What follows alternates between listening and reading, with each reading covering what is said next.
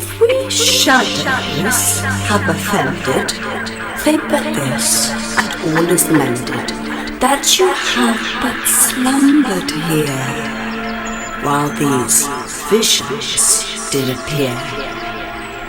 And this weak and idle theme no more yielding but a dream, gentles do not reprehend. If you pardon, we will mend.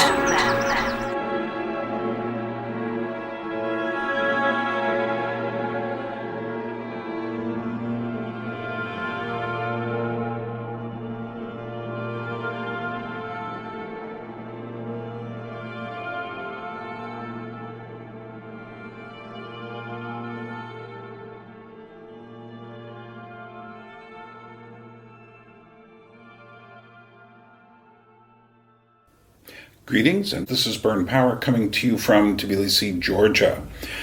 On a fine, cool, by my standards, autumn day, but by local standards at, 40 degrees Fahrenheit, deep winter. Actually, it's supposed to get up to 50 or 50 plus today, which is amazing. But anyway, greetings and welcome. I thought what we would do today is something a bit different and a bit usual at the same time. The usual part is I'll be discussing ideas, and the different part is I'm going to show you how I construct my ideas as well.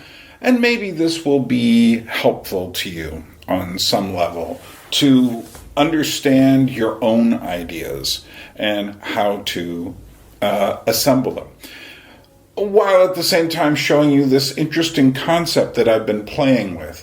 We could call this a work in progress. So, let us now move into the ideas. Okay, where to begin? Let me begin by just explaining a bit more about why I'm doing what I'm doing here. We all have hobbies, side interests, things that are in our field of vision that we are somehow interested in, but that don't necessarily take up the whole picture for us. They aren't necessarily involved with our work. They aren't necessarily involved with our main interests. So, for instance, many of the people who are watching this channel are probably coming here from people like Jonathan Pajot or Paul Vanderklay. They might be connected to Christianity, or they might be connected to forms of thought that are questioning contemporary narratives. Occasionally I will get people further right, what's that, left hand? Further right, who are will want me to speak more on political matters and such, but I think you know by now, political matters are not my chief interest. I have thoughts, yeah, but I'm also a very patient person, and I never take, for instance, the thoughts of the day, the thoughts of the moment, as some sort of truth. I saw someone, what's happening now? Something was bombed in Yemen. Immediately, literally immediately, I see a polarization of thought. And the people who are looking at that are just immediately going down whatever trail they were going to go on ahead of time to interpret that. I never do that. For instance, it became clear to me, doing a bit of reading, I see, the Houthi rebels are attacking ships in the Red Sea. And you know what? I've got a container that I'm trying to get from Alaska to here that might have to go through the Red Sea. Oops. Well, it does make me think a bit. It's not as simple as America is attacking. It's like, there's a vital trade center there that anybody with any kind of freight at all should be thinking about. And then again, will this expand the Israeli war? Very likely. What does that all mean? I don't know. I'm not a geopolitical expert, and chances are neither are you. So we often get these immediate ideas and want to put them in our boxes. But these things are very complicated. So, but let's say you're here to think about ideas. You're here to think about, we're kind of in a bit of a jam. How do we find a way to find hope in these times? How do we find a way to understand the fast-moving nature of our times? One hint on that is, things are changing quickly, but don't go with it. Don't think quickly yourself. Don't change emphasis every 5 minutes. So what I'm going to do here is show you, let's say you have a hobby like, I don't know, you like to make models of anything. Old World War II aircraft. This is your hobby. You like to put these together. Or let's say you like to can make jewelry out of amber. I'm just picking things at random here. I didn't think about these at all. But, I've met people who like to do strange things, or not strange things, just, things like this. Let's say you're really into plants and horticulture. You're into your garden. You're into your indoor plants.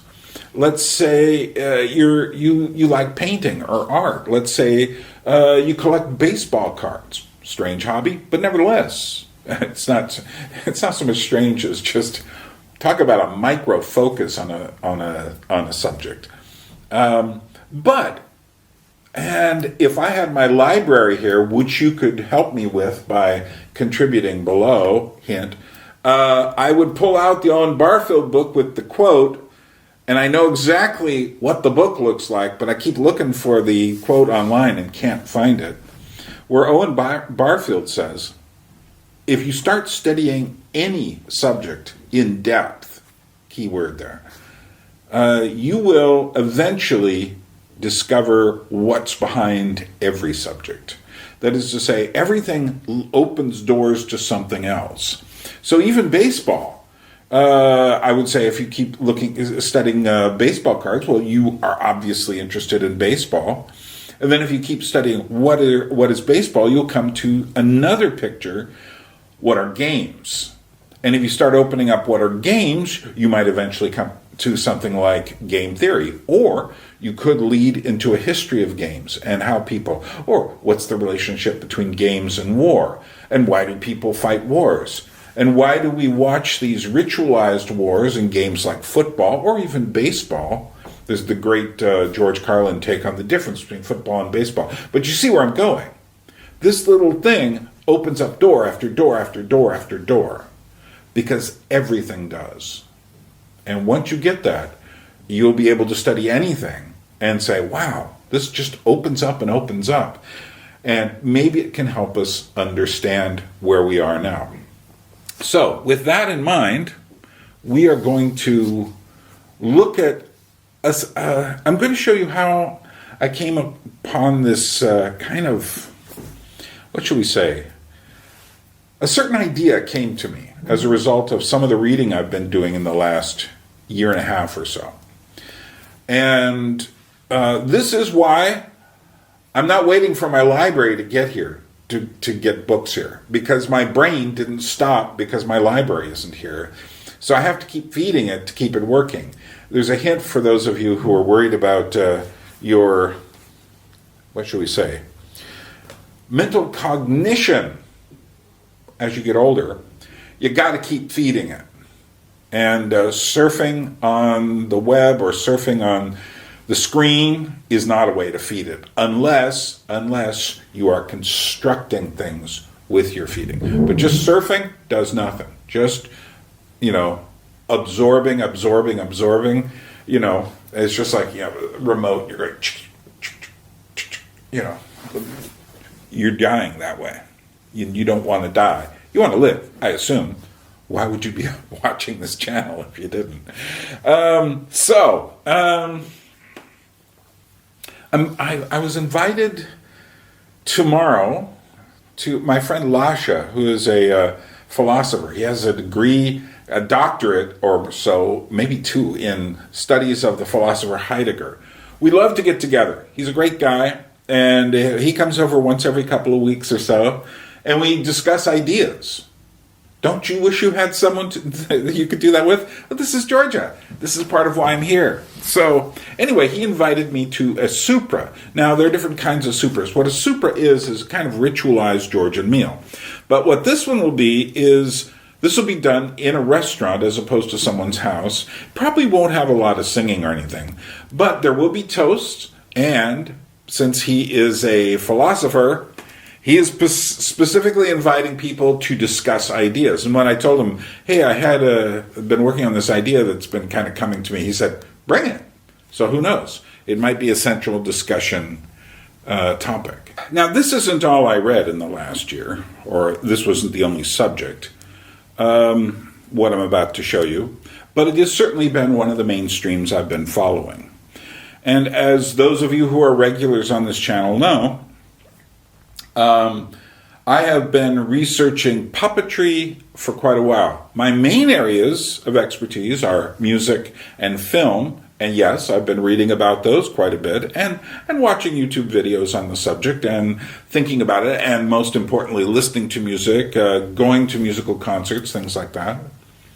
I just finished an entire, very long, I think it's around 20 pages long, 2 different essays on who is Taylor Swift. And they're both up on my Substack. So, no, I haven't just been doing what I'm about to show you. Plus, there are other subjects as well. And what I find is often, and here's the point, I follow things that don't necessarily have any direct relationship to the world around me. That is to say, when I think about things, I'm not thinking, I have a friend who shall remain nameless, who does nothing but think about the current trends and his interpretation of them. And I'm sure you have those friends too. There are quite a few of them out there these days. But the problem with doing that is, so for instance, something's happening in Yemen. Suddenly people start reading up on Yemen, and everyone thinks they're an expert on Yemen. And they're not. No matter what they get off of, half-hour YouTube video, they're not. Whatever they read right now will be, indeed, shallow. They will not have an understanding. Someone like a John Mearsheimer will make a comment and they'll go, yeah. And someone like Peter Zion will make a comment and they'll go, yeah. Not to say those people are bad. I would take each of them on their field of expertise, but knowing there are other opinions. But the point is, if you just follow what's happening now, you're going to be blinded and blindsided, because you know what? Tomorrow morning, something else is going to happen that takes you away. Who is ready for a pandemic? Well, actually, I had been reading about pandemic. I had been reading serious pandemic books back in the 90s. So ask me if I was at all shocked. No. I wasn't running out looking for reams of toilet paper. But then again, I live in Georgia, not the American Georgia. So, no, it was like completely on my field, my radar. But I did that research back, 20, 30 years ago. So, and what changed? Just the viruses and how they were created. I'm going to talk about some books. A few years ago, I found the International Encyclopedia of Dance. And it was... There's 6 of these volumes. You may have seen them in my How to Make a Library video, which I recommend doing as another non-hysterical sort of idea about knowledge, that you need to build knowledge. It doesn't simply come to you. You don't know anything the first time you don't hear a song the first time you hear it. You don't know a painting the first time you see it. You don't know a book. If you've never read another book on the subject, it takes time to build knowledge. So, I got this 6-volume set of an Encyclopedia of Dance. We'll just put this here. Now, I'm going to show you books. I'm not going to tell you everything that I read in the books or anything like that. I'm not going to be doing a lot of reading from the books. I might have a few sections where I have some readings, but essentially I'm not going to. But why am I studying dance and ballet? Talk about something that seems to have nothing to do with anything. And yet I think it has everything to do with everything, for the same reason that, why do people dance? Why do people move their bodies? Why don't modern people dance socially anymore? I mean, yeah, there are clubs where you can go hear EDM and dance into the night on whatever kind of drugs or drinking or whatever. You can use it as this kind of thing, but it's all alienated. It isn't social dancing. It isn't the dancing that brings people together. It is the dancing of dark alienation in dark, crowded rooms. So I'm looking at dance. I started off thinking more about social dancing, then I moved into ballet. Different subject, but the point is, keep this in mind. Of course, I've talked quite a bit about puppetry. At some point, I suppose I should do a deep dive on why I started studying puppetry and what I got out of it progressively as time went on, why I built more and more of my ideas upon understanding puppetry. And there are videos over on my Gravity from Above channel. There's one about the origin of marionettes and another recent one on how to make a puppet theater, which I highly recommend. And of course on this channel there are a couple of puppetry videos as well. One on puppet history and another one on basically how puppetry can be like an antidote art for the virtuality and unreality, the fiction. That'll become an important word later today, of our times. Anyway, which leads me then to reading more about puppetry, which leads me to certain names. One of those names is Edward Gordon Craig.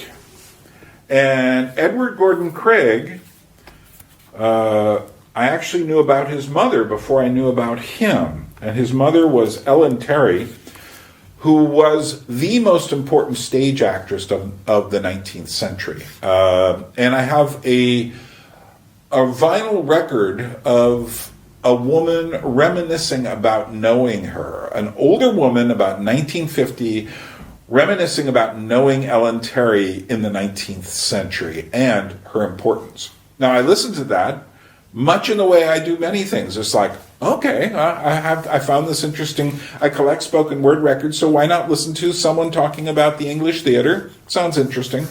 And in fact, as I mentioned in my How to Start a Library video, many of the impetuses behind my collecting books and such, I mean, there's certainly more than one, but one of them was coming across this man in England who was studying the history of theater. I didn't ask him anything. If I'd known what I know now, I would not have left that man's house without like a 3-hour discussion. But anyway, E. Gordon Craig, or sometimes as he is known, Gordon Craig, is a very fascinating character. The son of this famous actress. People thought he might go into his mother's profession. He did not, except he did, but more on a theoretical level, and as a person who came up with new ideas for the theater. So I spent quite a while reading. What I do when I discover someone who is an important person who's a thinker, I go and get their books. I don't necessarily get all of them, but I try to get the ones that seem like the books I really need to read. So I picked up, one of the early ones I picked up was this book called The Mask. And The Mask is actually the name. He did most of his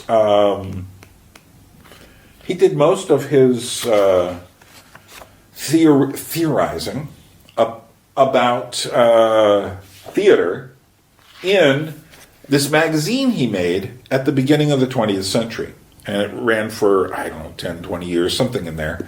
And but he would often pretend to be different writers. So it didn't look like he was writing every article, although he did get other people to write. But in the beginning, he would just write, he would assign these false names to all the articles and then put his own name there, like there was a whole group of people doing that. What a great idea. So it looks like there's already a movement here.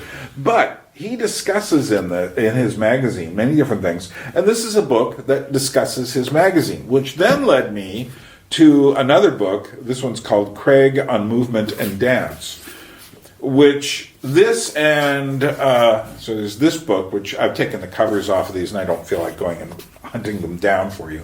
This one doesn't have a cover. This one is one of his most important essays, called The Art of Theater, together with an introduction by Edward Gordon Craig and a preface by R. Graham Robertson. But what's interesting about this is there's this company in India, there's a couple of them, that make books. They have the books, they photocopy them, or they copy them with photographic means, and then they make leather-bound copies with pretty nice paper, and they send you the leather-bound copies. It takes about a month and a half to get them. But this is his Art of the Theater. And this is the most important one I found, and this is pretty easy to find, Craig on Movement and Dance. And what's nice about this book is that this has his most famous essays. And the most famous essay, and you will immediately understand why I, who am interested in puppetry, immediately connected with this, is the name of the essay is The Actor and the Uber Marionette. Uber could be translated like over, superior, above, marionette. And now when I read this, I immediately knew what his source was, because I've already read it. And I reread it in the last year on another book I should have brought out, Essays About Dolls by Kenneth Gross. And I've read I have another book that I've read in the last couple of years by him, just called Puppets. But this was his book, collecting essays on dolls. And one of the earliest ones was by Heinrich von Kleist, who was a romantic writer. Now, by the way, I'm going to make references to all sorts of things. You're going to be sitting there going like, who? What? I don't know any of these names. And that is my point. You don't know any of these names. And what I'm trying to tell you is there are other sources of information. I think it was Teddy from Israel who said to me, one of the things that struck him while watching me is that I wasn't referring to the same people that a lot of other people do. And what I'm showing you here today is essentially how I get ideas and how they aren't connected to other people. That is to say, I'm not watching the internet and saying, Jordan Peterson's mentioning Jung. I should read Jung. Why am I not? I already read Jung. I did that back in the aughts, that I've already been there in some cases, or in other cases it's like, okay, Jordan Peterson mentions all these psychologists and such.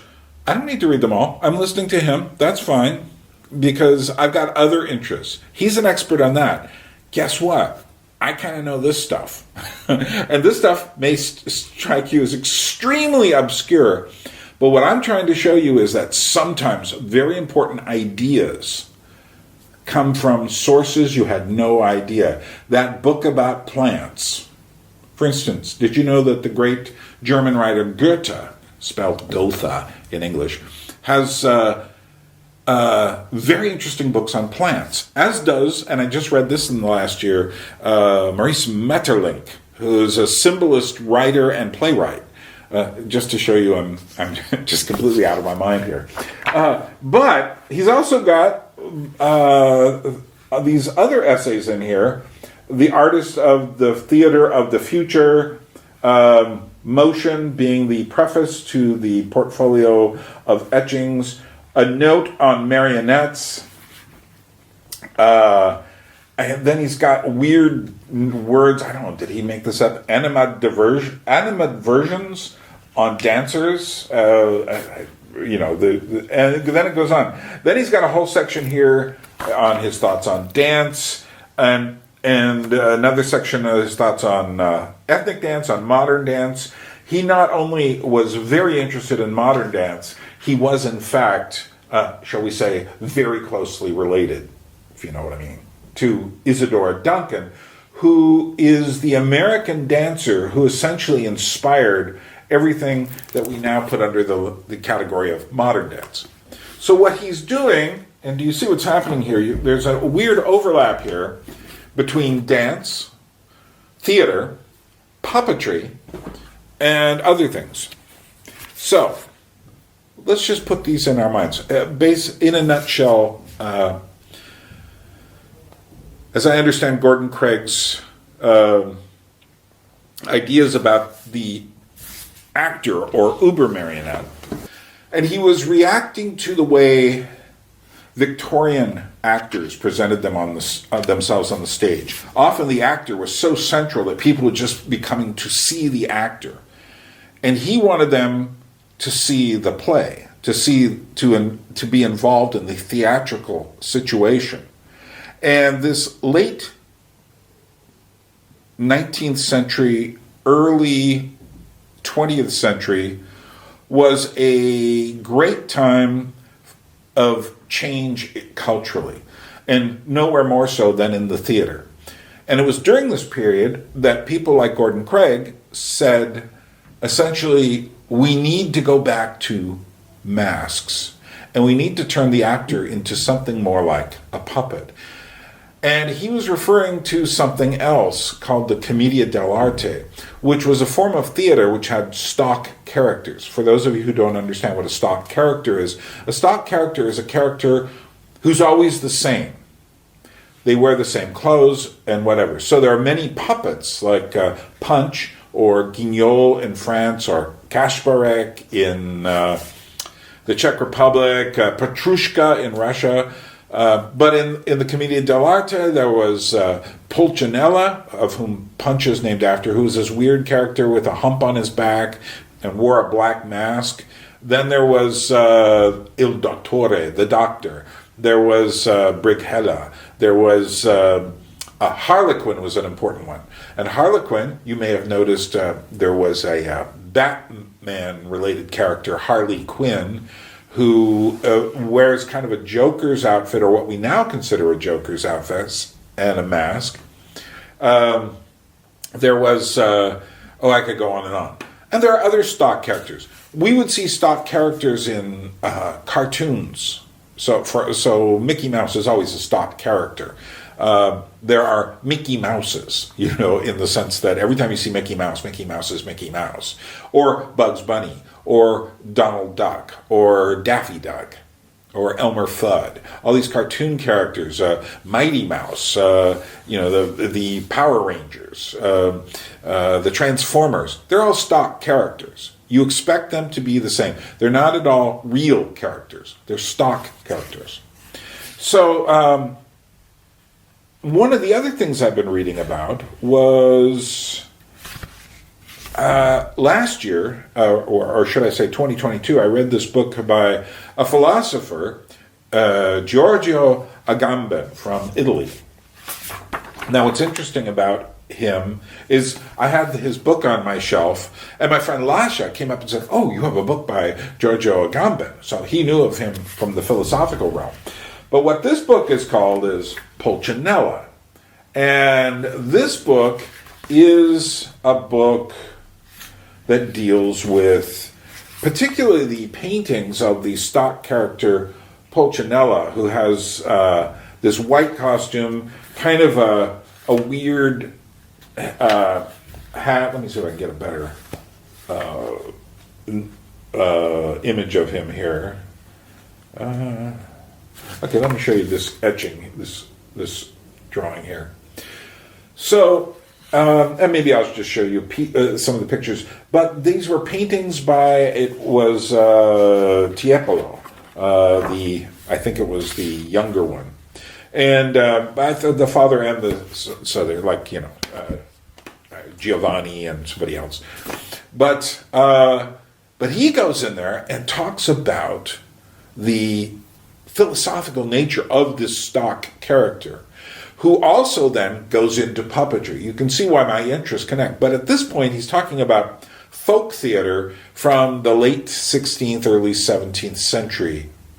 And particularly, Tiepolo was in Venice, Italy, which led me, I had some other books on my shelves, because there's another word that just showed up here in my thinking, and that's the word mask. And it wasn't that, it wasn't the pandemic that brought this on, it was the study of puppetry. So I've been thinking about masks seriously, well, probably since I saw the Texas Chainsaw Massacre back in the late 70s as a younger man. I've been, probably since I saw The Phantom of the Opera when I was 7 years old. You know, the 1961 version with the really hideous mask that Victor Lhomme was wearing. So the mask is something I've been thinking about a lot. It just happens to coincide in a time where I think a lot of our fears relate to the mask, if you know what I mean. Scott Derrickson, an interesting Christian film director, put out the film, was it The Black Mask? No, The Black Phone, but with a character with a mask. He had that in production before the pandemic, but it fit perfectly as far as thematic material goes. But anyway, so I then got this book, Venice Incognito, along with another book that I have, because I'm also interested in fashion history, called Forbidden Fashions, on the way nuns dressed in Venice. And this is during a specific time. He talks about the mask in Venice. Now, like I say, right now, all of this stuff is totally all over the place. And like I said, just bear with me. I'm going to tie a bunch of this together. Not all of it. I'm just showing you how my reading and trying to understand these ideas. So, for instance, right now, I can tell you instantly if I read somebody talking about masks or puppets or automata, which we'll discuss in a moment, I can tell immediately, as soon as I hear someone talking, whether they know what they're talking about, because I know my subject well enough. And that's an important thing. You should have something you know well, whatever it is, something you know well, whether it's baking or gardening or house cleaning or house decorating or design, architecture, whether it's types of wood or just colors of paint. You should have something you know well. And so I happen to know this kind of stuff pretty well. So I read this book, Venice Incognito. And the interesting thing about Venice Incognito is it's basically a discussion of the history of masks, these carnival masks that you see in Venice. And here's what's really fascinating. I think the average tourist probably thinks something like this. Oh yeah, in Venice they have those funny masks. Maybe like they had in that movie Amadeus, if they saw that, or maybe they saw them in Eyes Wide Shut, Stanley Kubrick. And yeah, I guess they always wore those around carnival time in Venice. And that's been going on for years. And as soon as someone would say something like that, this kind of impressional view of knowledge, they immediately would tell me, you don't know anything about what you're talking about. And in fact, this is a subject very few people know what they're talking about. So, what's going on with the masks in Venice? Well, what's going on is, did you know up until about 1978, from the late 18th century, when Napoleon came into Venice, until about 1978, people didn't wear these masks in Venice because they had been made illegal by Napoleon, and they were considered to be too problematic. A lot of people have the idea that, they saw Eyes Wide Shut. The masks are there because you want to engage in weird sexual stuff. Maybe a few people, but no, that wasn't the reason for the masks. Did you know, and these are some of the things I learned in this book, did you know that people in Venice in the, say, 15th, 16th, 17th centuries, 18th century, we'll say the last three, 16th, 17th, 18th century, wore their carnival masks about half of the year, which is a mind-blowing statistic when you think about it. And I think it's just fascinating. And why do people today think of masks as creepy? Which reminds me, Byrne, you got to finish the Creepy and the Cute series. Cute and Creepy series. I know. I'll get there. But you see what I'm doing is I'm doing all this work on the subject. Trying to understand dolls and masks for you. Now, some of you may remember last year I did a video on the movie M3GAN, and this was because this struck me as a very important film because it was dealing with several things at once. It was dealing with dolls, and it was dealing with androids, which are descendants of the automaton, or automata for short. And I thought that this also relates to what's going on with AI, and very directly. So I thought this was a very prescient movie. And some people said, Byrne, it's just a horror film. It's just, it's not very serious. And I thought it had a lot more going on in it. That's why it was a hit. Had more going on than later. Interestingly enough, the movie Barbie comes along. It's a doll movie later in the year. And that's a big deal. Then, more recently, the movie Poor Things is about constructing a woman in a kind of a Frankenstein manner. Do I think these are coincidences? No, this is where we are. And so I've been researching dolls. One of the things I've done, besides reading books on dolls, of which I have plenty of, and I'm not going to drag all those out, but I watched this silent film called The Doll. Now, The Doll is an interesting film by Ernst Lubitsch, who was one of the great, originally German, Jewish, but then he had to leave because of you-know-who coming into power. And so he ended up in America. And although that wasn't exactly the reason he came to America, but it certainly helped him. Or maybe it was. Anyway, he left Germany, came to America, and then produced comedies in America. And he was known. This isn't a horror film. This is just a film. And I watched the film, and what it's about, this was actually made in 1919. That's how long he was working in the film business. A silent film, very silent, except all silent films are supposed to have music. But, so he was working on this, and what this is based upon is it's a comic version of a story from much earlier by, you may have heard the Tales of Hoffman or E.T.A. Hoffman, and the first story in his tales, which after I watched this I realized I've been doing also a study, apropos of nothing, on fairy tales, because I want to get these more foundational type stories in my gut. I want to understand and live with them. And I did a video on the importance of fairy tales before. But this, so I picked up his tales, which are kind of like extended fairy tales, but, much more of a treatment from a German romantic lens. But what's interesting about this story is, oh my, this is dark. And it's all about for instance, and the name of the story is The Sandman. And the Sandman is the guy who comes and rubs sand in your sleep in certain folk tales in order to cause you to sleep. You get like when you wake up, you have that little gritty stuff. And in Germanic folklore, they called that sand. And so the Sandman had come and caused you to sleep. Well, the Sandman in here is this really dark character, Coppelius.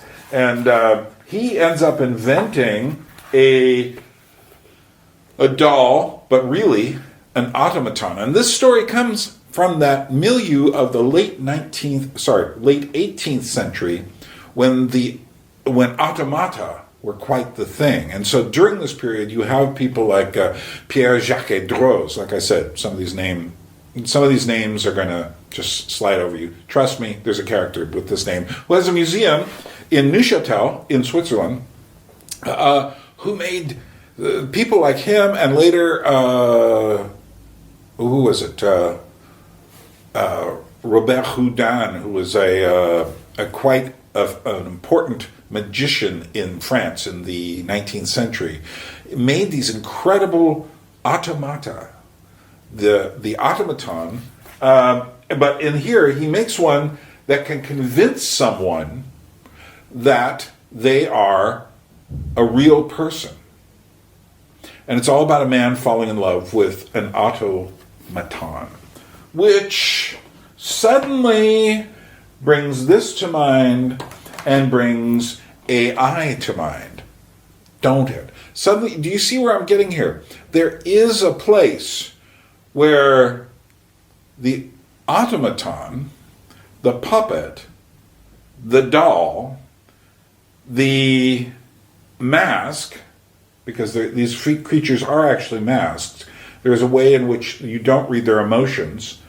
The android and the AI and the computer all come together. Because I'll tell you a truth here.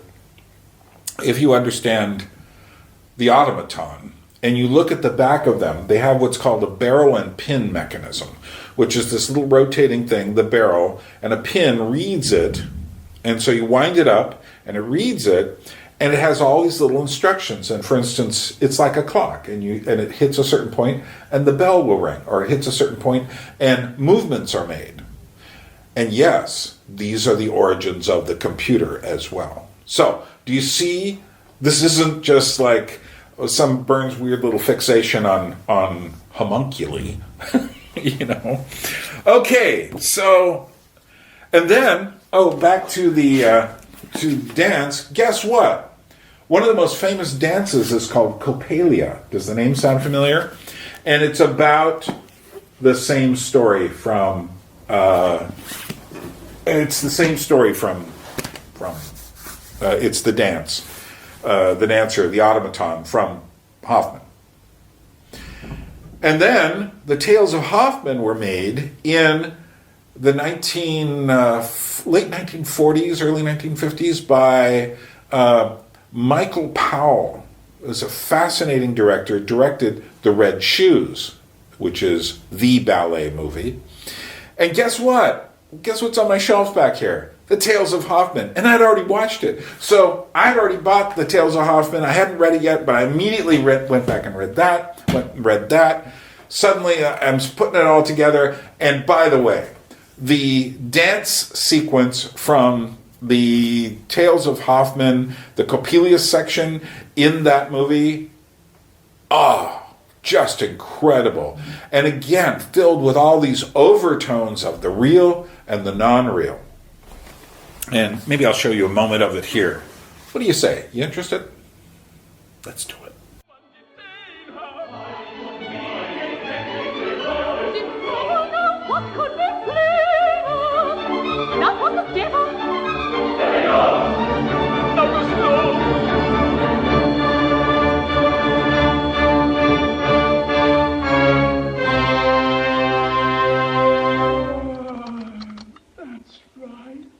No more, dear daughter.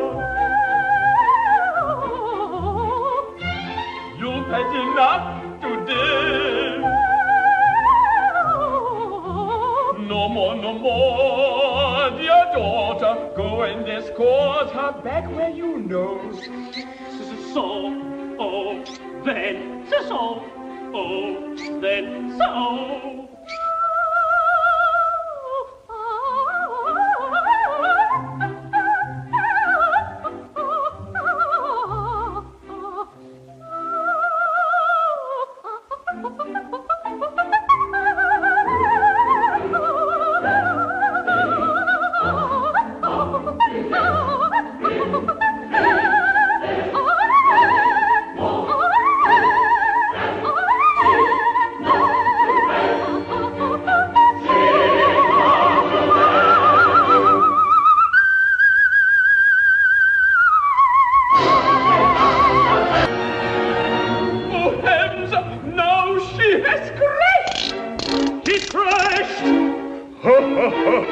Yes, she is smashed!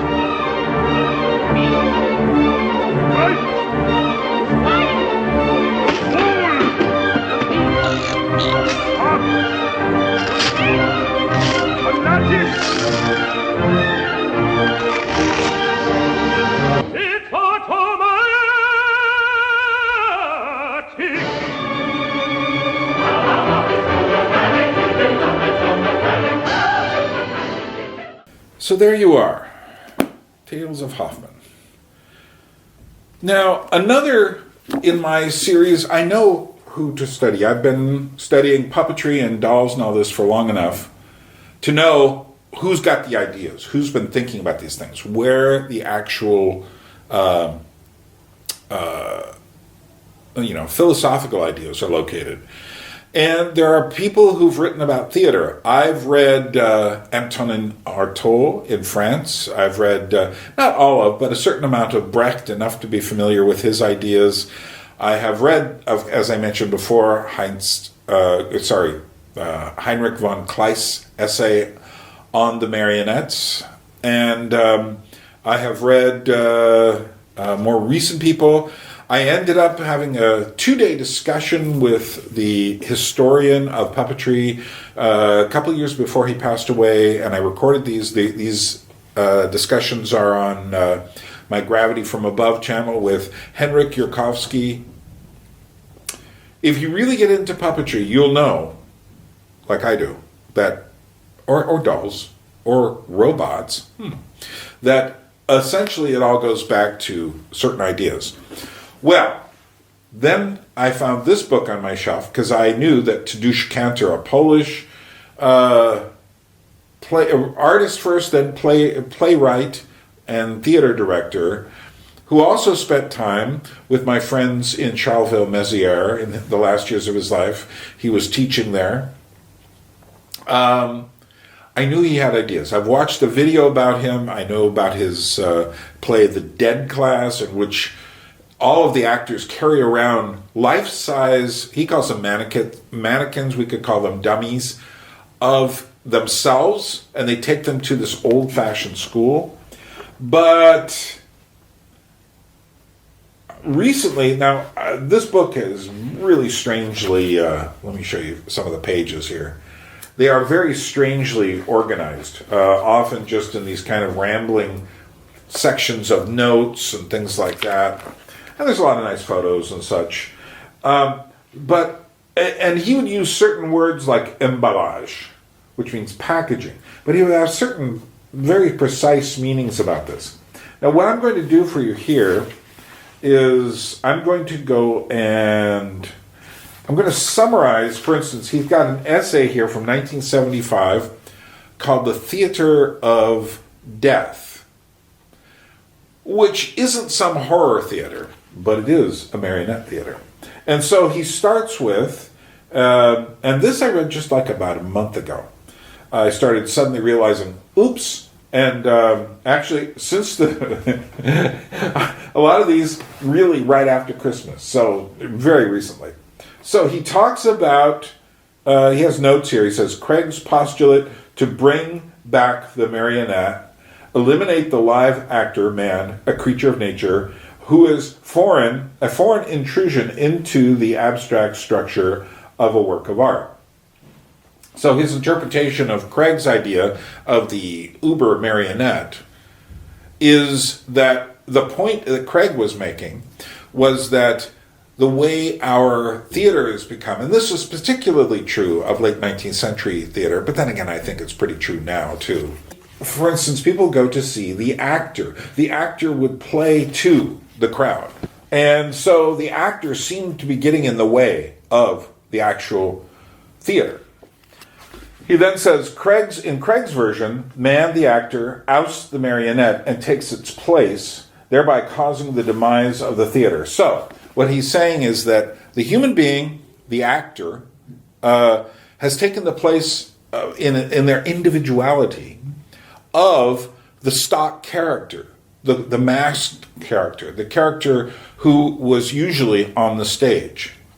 And for Craig, this is a problem because, as I said, you would have actors who would walk out on stage during the Victorian era, and they would immediately take a bow and everyone would cheer, and then they would go on with the play. And so it was this individuality thing. That's something, put a pin in that. Maybe that'll be important. Causing the demise of the theater. And of course, at the beginning of the 20th century, many people were looking for ways to approach not only the theater, but every art with this new modernist aesthetic. They wanted to get rid of the tropes. They wanted to get rid of the cliches. They wanted to get rid of the things you had to do.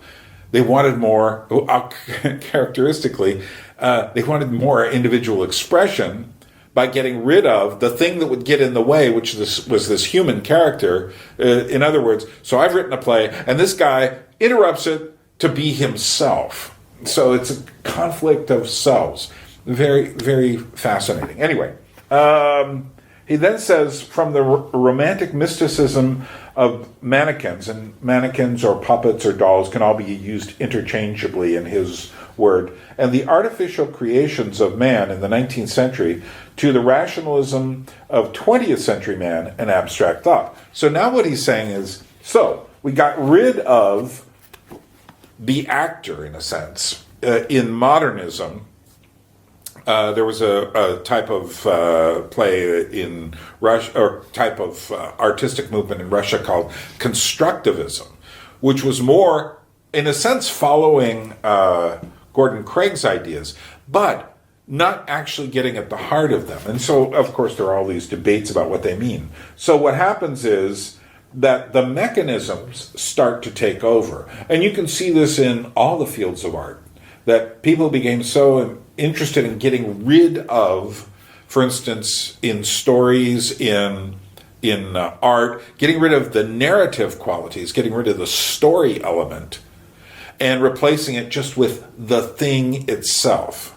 And he talks about in Dadaism. Now, Dadaism is an art movement that was kind of an anti-art movement. So the most famous piece from the Dada world was when Marcel Duchamp took a urinal, turned it upside down, and then signed it R. Mutt, M-U-T-T. And that was Marcel Duchamp's most famous work. Now, he actually could paint. His nude descending a staircase is quite an interesting piece. Kind of a late Cubist kind of work. But he says, so Dadaism does something, introducing ready-made reality. What is an upside-down urinal if not ready-made reality? And Hans Rickmacher, if you remember, if you've listened to any of those Rickmacher lectures that I've put on here, have you? Have you listened to those Rickmacher lectures? You need to go do that. Says, the thing about that upside-down urinal is that it's either completely realistic, because it is actually an upside-down urinal, or it's completely abstract, because it's essentially just a thought. It's like anything can be art, thought. But what it is it isn't a story. It isn't anything in between. And so he says, Dadaism introduces ready-made elements of life, destroys the concepts of homogeneity and cohesion in a work of art as postulated by symbolism, Art Nouveau, and Craig. So Craig was very interested in the stories. He was very interested in not the individual character taking over the story, but the characters within the story. He was very interested in, now symbolism was this period in which things could have gone any number of ways. It was this reaction to realism, because realism was being seen by these people as not being real. It was more materialism. So the great works by Émile Zola, or the kind of photography that just shows you a city street. That's realism. But is that realism? Is reality what we see with our eyes? These are the big concepts. And symbolism said no. Art Nouveau said, yeah, and we need a world which has ornamentation. It was one of the last movements to stress ornamentation, a very serious concept. And then, now what I'm doing is I'm reading just the highlights of these segments from his theater, Tadeusz Kantor's Theater of Death essay. And he says, from the ready-made reality of the happening, which he himself was involved with, and so Tadeusz Kantor and many other people had these happenings in the 60s and 70s. I think they started in the 50s, where essentially you'd walk in and there would be things happening. You'd walk in and be roving around. Maybe there was a dance, but maybe there was also lights. Maybe someone had built a puppet show in the back, but it was a happening. Some theater exhibitions are kind of like this now, although in a very commercialized form. But he says, but then it goes from this ready-made reality, which the happening was part of this Dada situationist concept, into the dematerialization of the elements of a work of art. In other words, conceptual art. Dematerialization ought to set off alarm bells for you right now, because that's what's going on with everybody. We are all being dematerialized as we stare into our screens, so that I would say we no longer understand the material reality or objects. And Kantor was absolutely fascinated by objects. And here is where it all starts to come together. This is what makes puppetry, dolls, and the rest of it so important. They're all objects. And thus they stand in opposition to this dematerialized utopian and ultimately totalitarian dream in which we are all taking part in. And so in the next heading he says, the rejection of the orthodoxy of conceptualism. So he rejects, now conceptual art is like this. I'm thinking of making something with honey.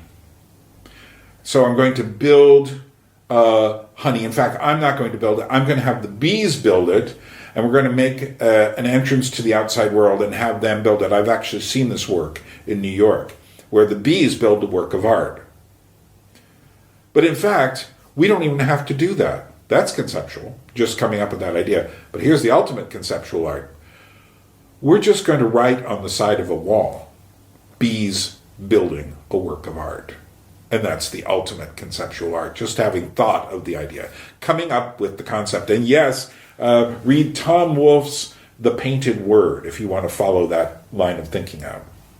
And he goes, so he rejects the orthodoxy of conceptualism and the official avant-garde of the masses. And I am pretty sure that Tadeusz Kantor, who unfortunately died in 1990, and was very familiar in Poland, grew up in Poland, went through World War II, saw just the devastation of life, which is why this is called the theater of death, for those of you who are all too precious to think about death. He saw it. He was familiar on a practical level with what was happening in Auschwitz. And his last name kind of sounds Jewish, although he wasn't. So you start to get a serious picture here. And then he says, but then the official avant-garde eventually, and I think he saw the postmodern irony of the avant-garde coming. The official avant-garde is where we are now. It's this kind of almost smirk about the ironic interpretations. It is this kind of like everyone does what they want to do. And then he says essentially, and on the side streets of the official avant-garde, mannequins appear, dolls appear, puppets appear. And it's a fascinating, fascinating essay. And I'm not going to read any more of that right now, but I am going to, there is an interesting thing. I'm going to just tell you about some more of his essays in here. And the more I'm reading them, I'm going like, oh man, this guy understood. I don't agree with everything he says, but the point is, they're little philosophical explosions, connections going on in my head, because I've already done the groundwork, and suddenly it's all coming together. So this puppet thing isn't just about reconnecting to physical reality, but what he's basically saying is that the mannequin or the puppet, and he says that the mannequin or the puppet represents death. I think you could say the same thing about the mask and about the puppet, which is often why we, in the 21st century, use the word creepy to describe them. Because we, in the 21st century, are absolutely horrified by the concept of both aging and death. But also because this thing here doesn't change. He says theater was always about death. But this echoes what Andrei Tarkovsky said about art, is that art harrows the soul for death. In other words, art gets the soil ready for death. It plows through it. And focuses you back on meaning. And the thing I read that just blew my mind, there's much more going on here, but he said essentially that these here's another essay here called what is it? The New Theatrical Space.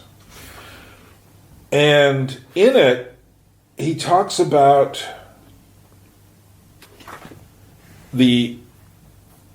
essentially we have to return to the fairground, because the fairground booth, he says, is the origin of so much of our thinking. So the Commedia dell'arte, our fairground kind of attractions or entertainments. He also says, we have to stop looking towards utopian desires in our work. And then he has this fascinating thing where he says, so what the modern artists wanted to do was to get rid of the tropes, the hypocrisies, the conventions of the past. And then they wanted to essentially eliminate the stage. In one place, someone said it was the moat between the castle of the theater stage and the auditorium, the audience. And so to remove that place, which is kind of what the happening was like as well, so that there is no difference between the fictional stage and the reality of daily life. And so he talks about it in this essay called The New Theatrical Space. So in contemporary art, this space is eliminated in the theater, or that this was the dream. But then he says an interesting thing happened. They wanted to get rid of the fiction. They wanted to discuss the reality. And I think one thing you can say about all modernism, with a capital M, is they were trying to get down to the nitty-gritty of what made up, on an atomistic level, what made up reality. So in painting, it was just the paint on the canvas after a while, but then it was just the thought. But in science, it was just further and further reductions into specific small particles. And what he says is what we did by eliminating the moat between the audience and the stage. He says at one point, the moat is like that which keeps the people in the zoo from having to deal with the monkeys or the lions on the other side of the moat and the wall. But of course, what happens when you eliminate that wall is the monkeys and the lions come through. And we're not really prepared for them. In a sense, that's a great analogy of everything that has happened in the modern world, with a capital M. And the postmodern world is now people who are fighting off their own personal monkeys and lions and bears. Oh my. And what I find fascinating is that he says what happens is we didn't get more reality. Reality became a fiction. When I read that, I was just like, that is it. That is exactly what we've done. People will often say things like, people today don't realize that 70 years ago the world was totally different. People were living under different principles. So what we did was we made things more real and eliminated that distance between the thing, the entertainment, and ourselves, whether through geek culture or whether through just going to a club and being enveloped in the sound system and the music. But what we did was we didn't find more reality. We turned normal life into fiction. And I'm just going to finish up with one last thing here. So, that led me to thinking more about the Commedia dell'arte. And I found these two books. I'm still trying to remember exactly where I found them. I think I found them in Prague when I was there in 2022. In fact, I remember seeing them sitting there and picking them up and going, because I didn't order these off of Amazon or Abe Books. There's no record of me ordering these. And I believe that's where I found them. And they are books by a certain Maurice Sand out of France, but they're translated into English, and it's called The History of Harlequinade, which essentially is the history of the Commedia dell'arte. Now, these books were written in the last part of the 19th century, and Maurice Sand, it turns out, is the son of the novelist George Sand, who was a woman, actually. She just gave herself that nickname, and that's his nickname as well, because her real last name, he was like a baron, or something like that. But he wrote a book about these things. Now, this is serious stuff, even for me. This isn't like, look at this. That's a lot of reading material on just the subject of the Commedia dell'arte. So even I have been a little bit like, okay, I've done my Venice stuff. I have another book on forbidden fashions in Venice about what the nuns wore, which turned out to be really fascinating as well. So I'm just reading his introduction here. But his introduction is like, 50 pages long. Yeah, 50 pages long. And he does this very interesting thing where he goes back into ancient Greece to discuss the use of masks. And then after a while, he's discussing puppets on strings. And then he points out that the ancient Greeks got their idea of the puppet from Egypt. Then he talks about the parades in ancient Egypt in which the gods were paraded through this street, or sometimes inside these caverns. And they had little mechanisms inside that were pulled by strings. And these were religious festivals. And these were also not puppets. They were automata. The automaton, in other words, gives birth to the puppet on the string. Now, what the Greeks did is they borrowed the idea and turned it secular, for the most part. But as we arrive in a time where AI, the robot, the android, machine-created art and all of these things is occurring to us, it's quite clear that in this fictional world we now live in, the robot, the AI, the android, the cyborg is going to be our religion in the future. It started as a religion. It will go into religion. However, I think it is the humble puppet who is called to do battle against the technological marvel. And these are just some thoughts I've had running around in my head. Yeah, it's kind of a weird head to run around in. So I'm not going to go on any much further here. We'll let it rest right there. So there you are. A little bit of my thought processes on something I consider to be pretty important, and how I came up with these things just through poking around and how I poke around. And I hope that was of some value to you. You must have things in your own life, hobbies, interests. And again, I'm not talking about your main field of research or concern. Your how do I live questions, your philosophy, your theology, your study of the Bible, your study of the world around you and sociological ideas, your grasping with things. But I'm talking about those other things you do that don't necessarily fit under some sort of normal box, whether it's gardening or how to make furniture or your interest in films or any number of things, doll making, whatever. there is always more to these things than you think.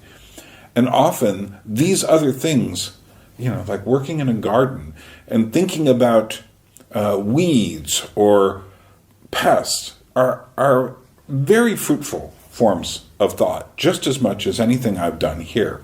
None of which comes from my simple intellectual interest. Much of this comes from more my working with puppets and thinking about what puppets are, which could be considered intellectual, but for me it's much more.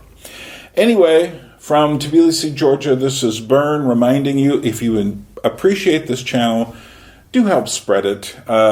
It's a small channel. It needs love. Do what you can. And subscribe if you want. Give it a like. Cheer it up. From Tbilisi, Georgia, this is Byrne saying, Nachwamdis and Droabit. We will meet again. Popelem vám skalím hlavy! Bude konec vaší slávy!